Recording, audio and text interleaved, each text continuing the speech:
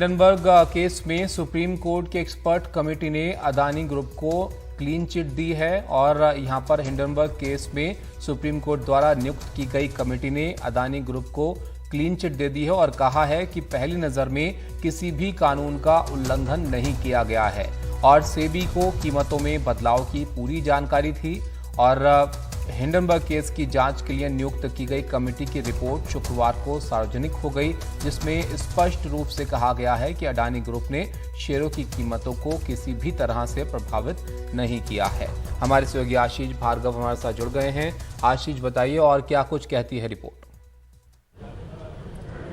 जी देखिए, बहुत बड़ी लंबी चौड़ी रिपोर्ट है, करीब 173 पेज की रिपोर्ट है। जस्टिस AM सप्रे जो सुप्रीम कोर्ट के जज थे, उनकी अध्यक्षता में 6 सदस्यीय कमेटी, एक्सपर्ट कमेटी का गठन सुप्रीम कोर्ट ने किया था और 2 महीने में रिपोर्ट मांगी थी।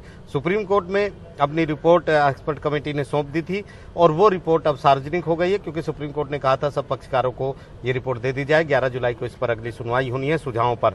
तो यहाँ पर इसके मुख्य बिंदु हम बता देते हैं। सुप्रीम कोर्ट की कमेटी ने अदानी ग्रुप को क्लीन चिट दी है और कहा है पहली नजर में किसी भी कानून का उल्लंघन नहीं हुआ है, ये कमेटी ने कहा है। साथ ही कहा है कि शेयर की कीमत बढ़ने में कानून का उल्लंघन नहीं है और सेबी को कीमत में बदलाव की पूरी जानकारी थी।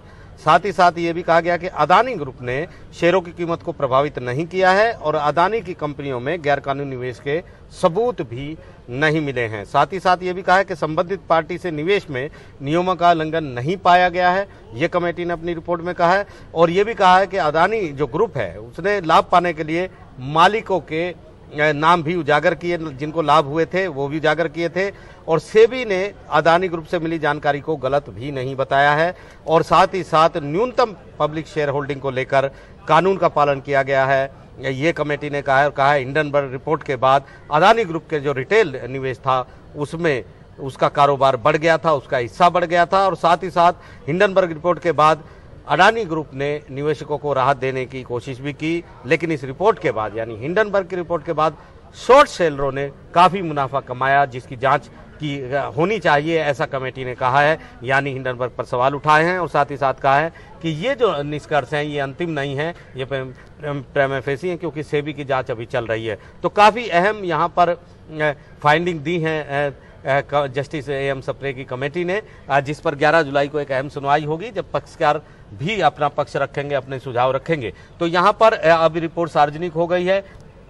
काफी बड़ी रिपोर्ट ये है, 173 पेज इसमें है और अदानी ग्रुप को इसमें क्लीन चिट दे दी गई है।